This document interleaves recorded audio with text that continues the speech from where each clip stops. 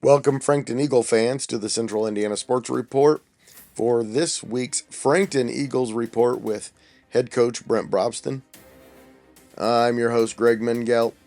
Every week, I make my way to the old alma mater and talk to head coach Brent Brobston about his team. We often have other guests with us. We've had Mark Drake, the JV coach, Frankton legend. We've also had all of the seniors on the podcast. We've talked to just about everyone on the Varsity. And just yesterday, Wednesday, talked to Coach Brobston about the win over Wabash on Tuesday. So what we did this week, just Coach Brobston and I talked about the state of the Frankton Eagles program from top to bottom, Varsity all the way down to the youth program. Talking about the success that they've had, more than 60 wins from Varsity through 8th grade. So today, just a short recap and a 15-20 minute conversation with Coach Brobston. Got a lot out of it. Good catching up with him every week. Before I get to that, I want to tell you about my daily podcast. It's my passion. It was my idea when I started the Central Indiana Sports Report. Finally starting to get enough backing to be able to do it every day. It's called Greg and His Friends Talk Sports. Whatever's going on in sports, particularly in Central Indiana, my friends and I are talking about it. Pacers, Fever, IU, Purdue, IndyCar, Colts, Butler, Notre Dame, national sports, and of course, the Frankton Eagles. And Elwood, Alexandria, Madison, Grant, LaPel, the CIC, but who cares about them? Please join me for 10 to 20 minutes every day talking about what Central Indiana sports fans are talking about. Oh, and we also have an IU report, a Purdue report, Fever report, Colts report, Pacers report, a fight report, Major League Baseball report, if Central Indiana sports fans are talking about it. That's the criteria. Thank you so much for indulging me. So, 7 wins in a row for the Eagles. Since our last Frankton Eagles report, they've beaten Tri 50-47, coming from behind to win that one, and then 60-48 at Wabash, coming from behind to win that one as well. And we had full reports on both of those games, so go check those out if you haven't yet, and even if you have. That makes Frankton now 14-4 and up to 12th in the latest USA Today media poll. Next up, at home against 5-13 Mississinewa for a Central Indiana Conference game. Coach Brobston's thoughts on that one coming right up. Then another game at the Eagles Nest on Tuesday against Daleville. The Broncos currently 3-13 on a 4-game losing streak.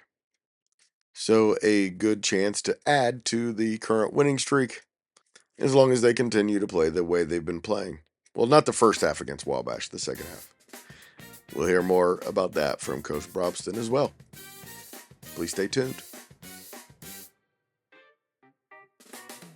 Well, Coach, we just caught up with you yesterday after another win against Wabash. So everybody go and listen to that, his comments after the game. So don't want to talk about that necessarily. I do want to talk a little Mississinewa. But after that, I'd like to kind of talk about the state of the program and the JV, the freshmen, the 8th, 7th, and 8th grades, and kind of get what's going on at the lower programs. We don't spend a lot of time talking about JV and such on the Central Indiana Sports Report. I want to find out about where the program is. But let's start with 7 wins in a row. Your thoughts on where you are at this point and how practice has been this week? So, yeah, we're pretty excited with our kids. We're 14-4, 7 wins in a row. Didn't play a good half of basketball the first half at Wabash. Second half was really much better. I think we outscored them 44-24 in the second half, which was a much better effort, but we just didn't come, I didn't think, ready to play. And that was partly due to Wabash. Obviously, they did a good job with their effort early. Really happy with where we're at. 14-4, 3-2 in the conference, and sitting with a chance there second, but we're getting better. I will say this, practice on Wednesday and Thursday were two of the better practices we've had all year. They were shorter, but the kids at least came back and understood what we were trying to accomplish in terms of getting better from what we were deficient at in the Wabash game.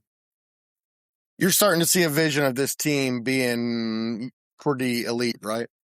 I think so. I think our sectional is very difficult, but this team's ranked 12th in the state right now in the polls.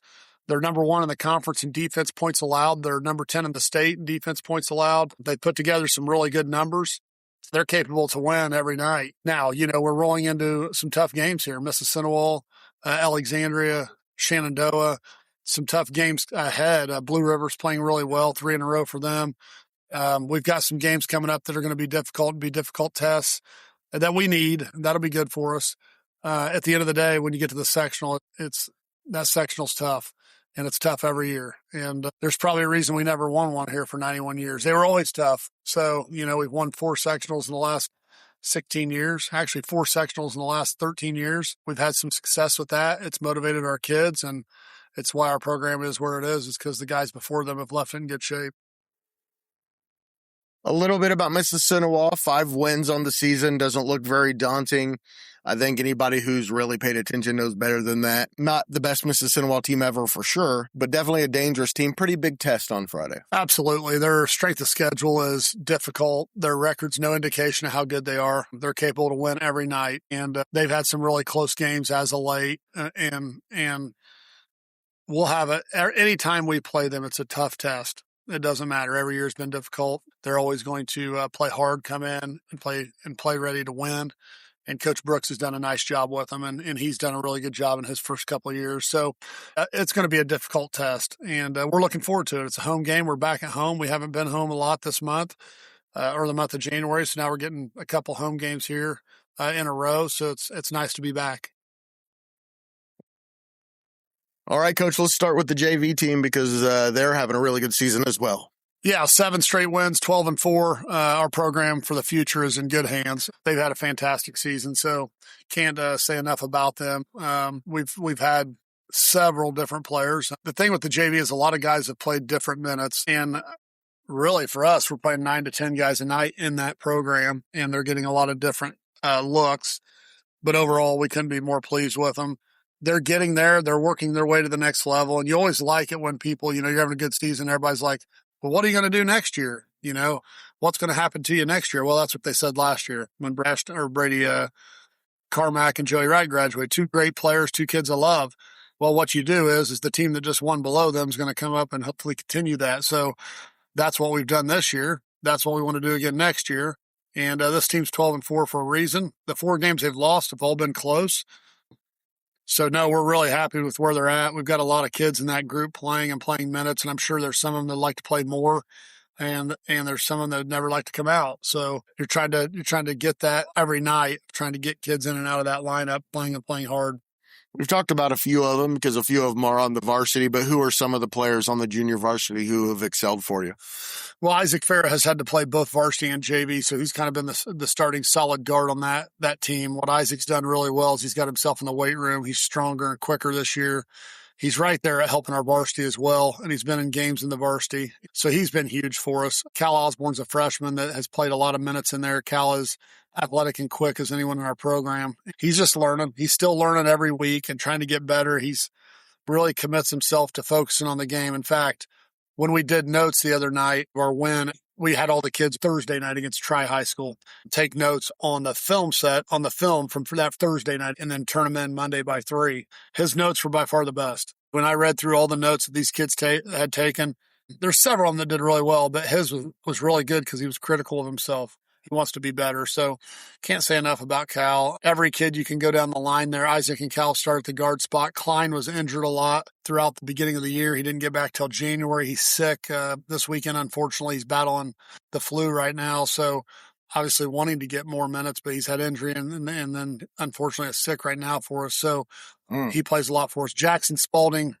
is a tremendous player. Jackson Spalding's playing behind Noah Melvin and Trey Bennett and Blake Nickham. So you don't know a lot about Jackson this year. You will next year. He's helped our varsity a little bit in spots, And you're going to know a lot more about him next year because he's going to be a really good player for us the rest of this year, but even next year. And then Jack Fettig and Asen Barker are two kids that have really come to work every day. Jack Fettig is, I think, overachieved, to be honest with you, because I think he comes in and he plays extremely hard. He knows every spot on the floor. His attitude's excellent. He's a good teammate. And Barker is trying to do everything right, too, and work himself into playing more and playing as much as he can. He's a good athlete. We've been happy with Asen. Will Melvin, sophomore for us. Genius, apparently. Absolutely. He's going to make the most money of anybody in this program. Will's a genius, and he's just one of the best kids you'd ever be around in your life. He's played for us last year. He's playing for us this year. He's really good defensively for us, and he's just trying to find his way to play as many minutes as he can. Rowan Branham, who's our quarterback on the football team, another kid for us that is just trying to develop. Rowan's strong and physical and tough and brings a lot to the table. Dayton Bowsman has played on the freshman team, the C team, and the JV, and Dayton's highly intelligent. Very good IQ for the game and going to be a really good player. He's just right now maturing, growing physically, getting stronger. Those things are what he needs, and when that happens, he'll take off. And then Kendall Stevens has been a really nice surprise for us this year from the C team and JV both. Kendall can shoot it. He's 6'2", he's long. He's going to be really good for us the next 3 years. He's one of those kids you wouldn't be shocked if he makes a really quick jump next year. Trey Bennett went from his freshman year of playing C team to his sophomore year of honorable mention all-conference player. So Stevens is a sleeper, and he's a kid that could really progress quickly in our program. Landon Jones is another kid on our JV that started the majority of games for us in the JV. He can really shoot it. High IQ. Landon's going to be another kid that's going to make a quick jump because he's physically growing stronger. He's starting to defend, which is the big thing we wanted with him, is to get him to the next level. He's going to have to really become a good defender, and he's starting to try to do that now. But offensive skills he's already got, and he's a great passer. He sees the floor well. He's a very good shooter, and he brings a lot to the table. So we're real excited about him as well. We couldn't be more happy with where they're at. And like I said, they've won 7 in a row. They've done it the right way, and they're just continuing to learn. By the way, the Will Melvin reference is from last week's Frankton Eagles Report, and if you haven't listened to it, first of all, shame on you. But second of all, go back and listen to it because it was a good one. It was a lot of fun. Any talent that you've had your eye on, or any teams that have stood out to you in the lower grades? Yeah, I think our 7th and 8th grade both won 19 or 20 games. Both teams, so 40 games overall. Our 7th grade team is extremely intelligent. It's a team that understands the game really well and how to play it. They've been well coached. We've had different people in that program helping, but Kyle Douglas coached them this year, and he's been doing that for a couple of years with the help of Matt Gent, and they've done a really good job with that group of developing them as a team, and they're very talented, and we're really looking forward to some of those guys coming in the future. And then our 8th grade team, I think, won 19 or 20 games as well, coached by Dustin Osborne and Nick Reisinger, two guys that have done a fabulous job for me coming up with these kids. Takes people like those guys and Kyle and stuff, time commitments to help us, and they've done good jobs with those programs. And that 8th grade team as well, we've got kids in that program that could be instant impacts within 1 year possibly. So they had a great season, both teams. And I think from the standpoint you look down at the JV, the 8th grade, the 7th grade, and the varsity, Frankton basketball's not going anywhere. We feel like we've got a good tradition. We feel like we got something built there, and we feel like that we're playing great this year, but we don't look for that to change. We don't feel like it's changed in the last 15 years. I know it was good when I wasn't here as a coach. Coach Bacher, Coach Bailey, Muff Davis, all those guys before me had good programs. So I'm just trying to continue, like I've always said, what they did first. I feel like we've got that with the 7th and 8th and 9th grade coming, and the JVs from every level, because we have a C team as well. And the C team has done well under Coach Robinson. And we got 9 guys on that team that don't trust JV or varsity. So in the high school program, we've got 26 kids playing in 9 through 12 right now. And then 8th grade, 7th grade has about 24 total between the two. So we feel really good about what's coming. And, you can get beat every year in the sectional. I mean, it's tough. It's tough to win. But we've got teams coming in the next 6 years, and we have had every year that can win the sectional. So, but it's not easy to do. I mean, you feel fortunate when you do it. This town's never going to let you retire, is it? The kids just keep coming. There's no way you're ever leaving. Come on, you know that. I love the kids, and I love what I'm doing. I come to work every day and enjoy it. I've worked for good people here at Frankton, And I'm sure at some point you'd like to hand it off, but you can't if you know that there are 60 wins throughout your program or more. Yeah, I mean, you're kind of, you're exactly right. You're looking at developing those guys. You want to stay. And right now I feel good about coaching because people are always asking me, are you going to get out when Ashton's done or whatever he's going to be? I said, no, that's not the plan. Like the plan is to coach and keep coaching until I know the day has come where it's time for it to change hands. I don't want to be probably one of those guys that's still here coaching when I'm 80. Not that there's anything wrong with that. No, of course not. For me, I got a lot of other things I like to do in life, and one of them's golf. And so, at some point in my life, I would love to pass it along to one of my former players is what I would like to see happen. And obviously Brady Ashton's in there now. I've got my eyes on Austin Compton because I'd love to get him back in the program as well. But I would like it to go to former players that are ready to coach and get in here and take it over. And then I can sit back and watch, the last 25, 30 years of my life, hopefully, if I live that long. So I can't believe it seems like I just started here at the age of 30. When I got the job, I was 29 years old and I didn't know anything about how to be a head coach. I mean, people can say they do, but I played the game. I played college. I coached high school, but it's amazing how we look back, how dumb we were. Absolutely. Everybody. Yeah. If a coach looks back and says, well, I had all this success, I was young, then you had a lot of talent. When I was here and we first started, the kids that had to play for me at that time, I didn't understand the game like I do now. There's no comparison. And we did some of the same things, but there's a lot. For me, I think the best thing I ever did was not only did I hire guys that could be head coaches, like Marty Carroll, Kevin Bates, Coach Bockert, those type of people that could be head coaches, Brady Ashton now, those guys taught me a lot about the game. Marty was instrumental when he came over here, the 10 years he spent with me. It was perfect timing because I was a young coach. I didn't understand what a program needed to look like, and I think he helped me see that. Having Garth Cohn as a mentor helps. Absolutely. And I think we worked really well together. We're still very good friends. I enjoyed every day I spent having him around because I learned a lot, and we pick each other's brain every Friday, Saturday night. But branched out. I went and watched Chip Mahaffey practice at Winchester. I did go to Garth Cohn. Before he had passed, I went over to Garth Cohn. I watched him practice. Coach Bockert, I'm always picking his brain. Jimmy Howell. I've got a good relationship with Coach Howell. He's one of the best people I've ever been around in my life. When we first started, we were competitors. I, at 30, was dumb.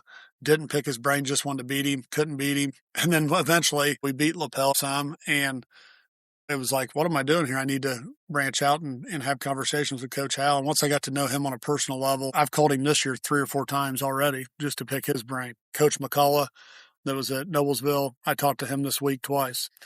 I'm constantly reaching out, trying to learn, but also asking their opinion of what they're doing. That's the best thing I've done. That's the best advice I could have for young coaches too. And it's what's helped me grow our program is by learning from other people and some of the best. It's great to be a head coach in a town that takes basketball seriously. Absolutely. When I was young and growing up here, I was first watching Calvin Bailey coach, and that's right. Coach Bailey's one of the best, obviously, and then Coach Bockert, I just can't say enough about because he's been part of my life, for 40 years. I can't say enough about him and what he's done. The thing that people don't understand about Coach Bockert, and they never will probably, is what he would do for you. And he wasn't just the most outgoing, going to go talk to you on the side all the time as a parent or whatever, but I will tell you this, since he's become a coach for me, that guy, if I called him tonight and said, hey, I need you to come watch my kids for 2 days, he'd be right there. Like, that's what he's all about. He's a really good person. He's one of the best people I've been around. He does everything the right way. He's a very honest person. So been fortunate to be around him and take over after him.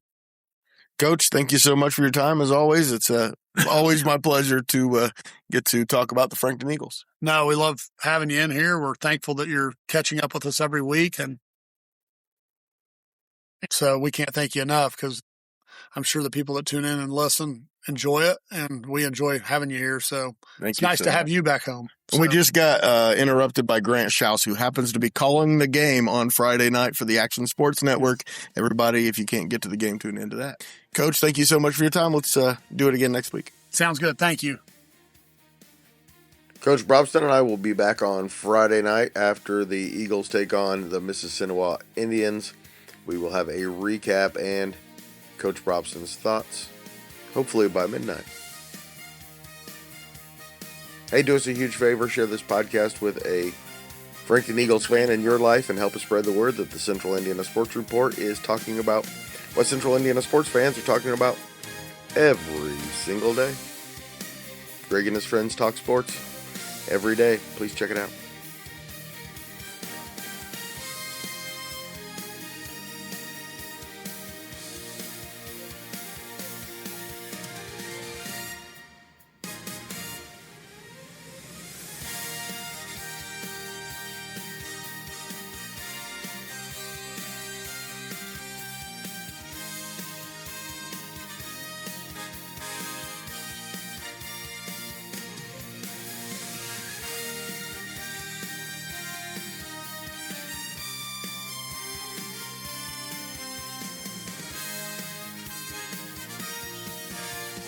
Central Indiana Sports Report is a product of ITG Media, and I love Susie.